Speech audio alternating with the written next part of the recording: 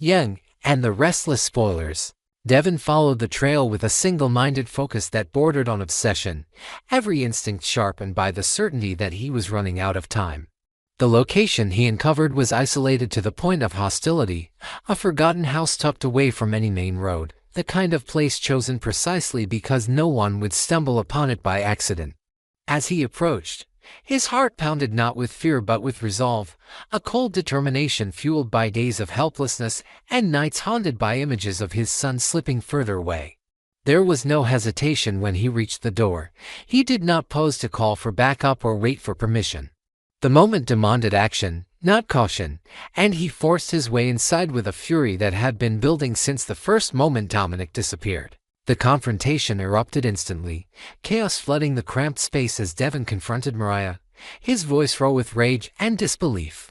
The questions poured out of him uncontrollably, not measured or strategic but primal, demanding answers for the terror, the lies, the manipulation that had torn his family apart.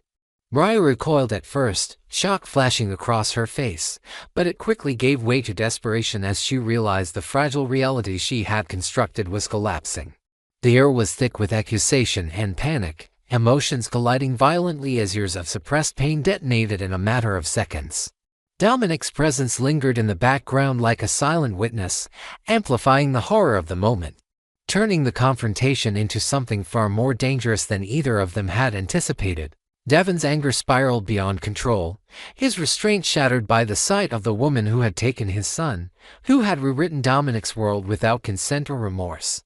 The room became a storm of movement and sound, MARIAH's frantic attempts to justify herself drowned out by Devon's escalating fury.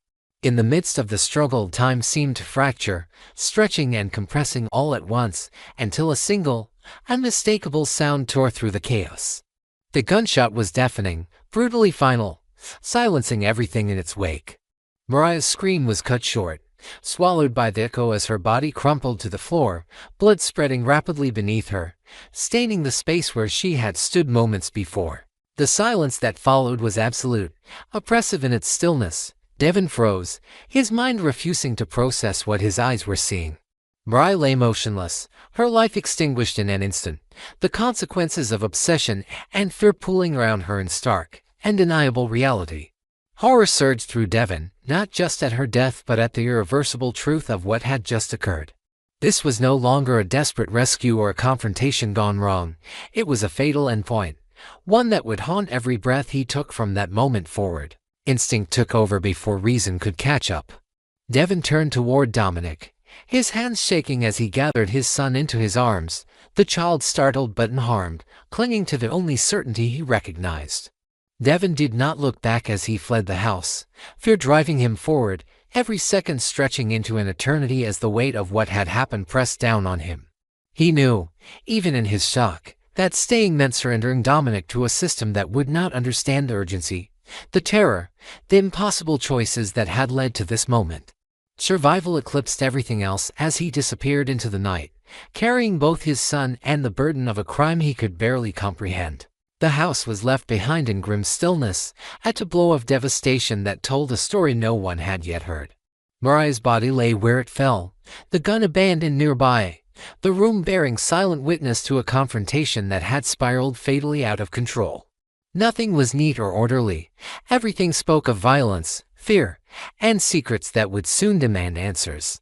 It was a scene destined to be dissected, analyzed, and argued over, each detail becoming a potential weapon in the battle for truth. Authorities arrived swiftly once the body was discovered, the isolation of the location doing nothing to delay the inevitable response. The property was sealed off, lights cutting through the darkness as officers moved with grim efficiency, documenting every detail, every angle, every trace of what had transpired. The discovery of the gun, the absence of Dominic, and the signs of a struggle narrowed the focus of the investigation almost immediately. Devon's sudden disappearance did not go unnoticed. It became the central question, the missing piece that pointed inexorably toward him. As the investigation unfolded, evidence began to stack mercilessly against Devon. His connection to MARIAH, his public desperation to find Dominic, the trail that led him directly to the house, and the lack of any other obvious suspect all combined to form a narrative that was as damning as it was incomplete. In the eyes of law enforcement, motive and opportunity aligned too cleanly to ignore. Devon was no longer just a grieving father, he was the prime suspect in a homicide that would shake Genoa City to its core. What remained unspoken, buried beneath procedure and protocol, was the emotional wreckage left behind: a woman dead, a child traumatized, a father on the run, and a truth fractured by fear and loss.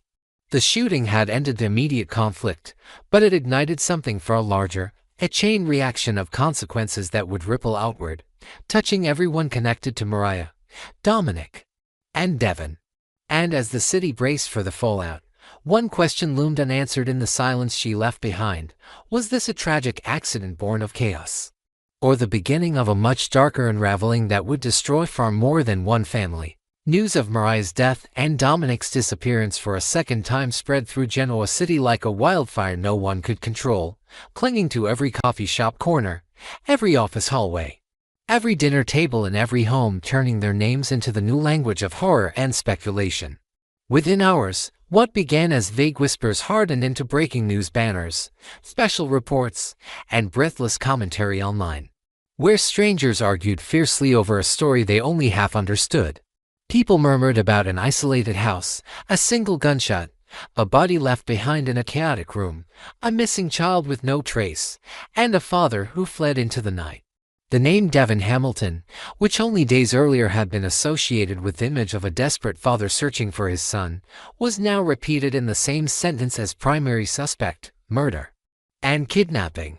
News segments replayed the same details over and over: his tangled history with MARIAH, his mounting obsession with bringing Dominic home, the final confrontation at the remote house, the shot that ended everything, and the fact that Devon had left the scene with Dominic in his arms. Each time his picture flashed across the screen, the eyes in those old photographs seemed different, darker, as if retroactively colored by the collective suspicion now directed at him. For Abby, none of it was just information or headlines, it was a living nightmare that refused to let her breathe. She was forced to confront the unbearable possibility that the man who had once been her partner, her family, her anchor could now be a killer. The one who left MARIAH dead on the floor and took their son into the shadows. She could not stop replaying the image of Devon carrying Dominic away from that crime scene. Was he a father saving his child from an unspeakable environment? Or was he a man escaping the consequences of something unforgivable? Her mind turned ruthlessly on itself as she wondered whether she had missed the signs, ignored cracks in his psyche, failed to see how far he had been pushed toward the edge, or whether the entire situation had just spiraled far beyond anyone's control. That self-blame intertwined with a deeper grief, tearing at her from both sides until she could barely distinguish fear from sorrow. Meanwhile, the Genoa City Police Department escalated its efforts, shifting from cautious investigation into a full-scale manhunt. This was no longer about following leads one step at a time, it was about containment, about preventing something even worse from happening. Checkpoints became more common, traffic cameras were examined frame by frame, financial transactions tied to Devon were flagged and tracked with aggressive urgency. Officers who had once felt sympathy for him as a distraught father now had to accept a harsher reality. They were tasked with bringing him in, not as a victim, but as a potential threat. Every report emphasized the same stark facts: that Devon was the last person seen with Dominic, that he had left a dead woman behind, that he had vanished without a word, and each new piece of information only tightened the circle around him. In their case files, Devon was not just a name, he was the focal point of the entire investigation, the one person who might know exactly what had happened and why, and the only one who could not be found. The chaos refused to stay confined to police stations or newsrooms. It spilled into the hidden channels of influence and power that had always silently shaped Genoa City.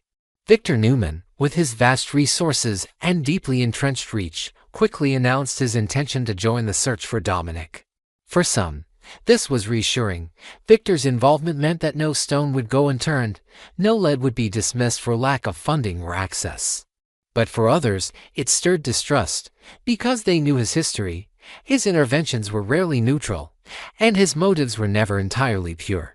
People debated whether he stepped in for Abby, for family, or for his own pride as the man who refused to allow chaos within his domain. His presence in the chase added another layer of tension, as suddenly the line between justice and personal agenda seemed thinner than ever. The police investigation moved forward, but now under the shadow of a man who had never hesitated to bend situations to his will. All across town, Genoa City existed in a state of stretched, brittle anxiety. Parents held their children a little closer, suspicious of every unfamiliar face that lingered too long nearby.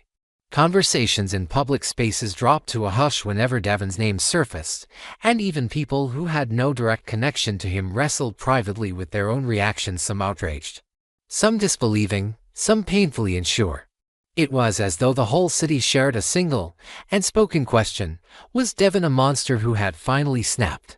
Or was he a father pushed so far into a corner that he had done something he could never undo? The uncertainty was as suffocating as any confirmed horror, because it left no clear side to stand on, no simple way to grieve or judge. In the eye of this storm, Abby stood balanced between shattered grief and cold determination. She refused to let herself be swallowed entirely by despair, because she understood that Dominic had no one else to fight for him if she gave up. No matter what Devon had or hadn't done, Dominic remained a child caught in the middle of something he could never understand, and Abby would not abandon him to that darkness. She promised herself that, if necessary, she would confront Devon face to face, whether that meant facing down a broken father, a dangerous fugitive, or both. Her resolve was not warm or comforting, it was icy and hard, forged from the pain of having lost her son too many times already to endure it again. The love she felt now carried edges, sharpened by loss and by the knowledge that every minute Dominic was out there, and seen and unheard. The risk to him grew. Yet the search for Devon and Dominic was plagued by the kind of ambiguity that made progress feel like quicksand. Leads appeared, and dissolved almost as soon as they were found. A gas station attendant who thought he recognized Devon from a blurred news image. A grainy surveillance shot of a man carrying a child across a dim parking lot. A cash purchase logged in an out-of-the-way convenience store under a name that could have been fabricated. Each clue felt promising for a moment, only to collapse under scrutiny. Devon seemed to be moving according to a logic all his own, staying ahead by just enough, a ghost passing through ordinary lives quickly enough that no one could say for certain they had seen him. The media filled the gaps with speculation, crafting stories about his state of mind and his motivations. Some painted him as a man who had snapped in a single violent instant and was now running from the weight of his actions. Others imagined a calculated plan, a long-simmering resentment that erupted into a decision to claim Dominic entirely as his own. There were even voices, quieter but persistent, suggesting that maybe Devon was not running from guilt at all, but from a danger he believed no one else could see. Something that had happened in that house that had yet to come to light. This uncertainty did more than slow down the investigation, it blurred the moral lines for everyone involved. Detectives tried to follow evidence rather than emotion, but each new theory twisted the narrative, forcing them to continually revise their understanding of who they were chasing and why. Was Devon a criminal to be cornered, or a man to be carefully disarmed before he destroyed himself? That question bled into every decision, from how aggressively they should track his last known locations to how loudly they should paint his face onto wanted bulletins. The entire search took on the feel of a desperate race, not only against time but against the possibility of misjudging him so badly that the outcome became irreversible. In the midst of all this confusion, new alliances began to form almost organically, forged not out of convenience but out of a shared, urgent need to protect Dominic and uncover the truth. Sharon stepped fully into the role of emotional compass, supporting Abby not just as a friend but as someone who understood how trauma warped perception and behavior. She tried to keep Abby from drowning in guilt or rage, encouraging her to stay focused on what could still be done rather than what had already been lost. Tessa, carrying her own heavy burden of regret over not seeing the full depth of Mariah's unraveling sooner, threw herself into the effort as well, determined that Dominic would not be crushed under the mistakes of the adults around him. For her, this was as much about honoring Mariah's memory as it was about saving the child. She refused to let the last chapter of Mariah's story be nothing but blood and fear. Detective Burrow and the officers of the Genoa City Police Department, though under crushing pressure from the public and the quiet interference of powerful figures, did their best to anchor themselves in procedure, and evidence and the belief that truth could still be reconstructed from shattered pieces. Even those like Phyllis, Cain, and Adam who had been pulled into their own dangerous games with Victor were forced to recognize that this situation had shifted into a different realm. This was no longer about corporate control, leverage, or retaliation. It was about life and death. And about the future of a child who had become the unwilling centerpiece of everyone's choices and failures. Gradually, the lines between old rivalries blurred as people realized that whatever their agendas had been before, they now shared a single, overriding objective: to find Dominic and to understand what had truly happened in that remote house. And beneath all of it, a deeper, more uncomfortable set of questions began to surface, questions no one wanted to look at directly, but that refused to go away. If Devon was truly a killer, who or what had driven him to that brink? Was he solely responsible, or had a web of silence, manipulation, and arrogance woven by many hands pushed him over the edge? And if he was not guilty in the way everyone assumed, then who was hiding behind the cloak of this chaos? And how far were they willing to go now that the whole city was looking the wrong way? In a place like Genoa City, the truth was rarely simple, and as the hunt for Devon and Dominic intensified, it became clear that finding them would only be the beginning. The real reckoning would come when the full story finally surfaced, and no one, not Abby, not Victor, not the police, and not the city itself, would emerge unchanged.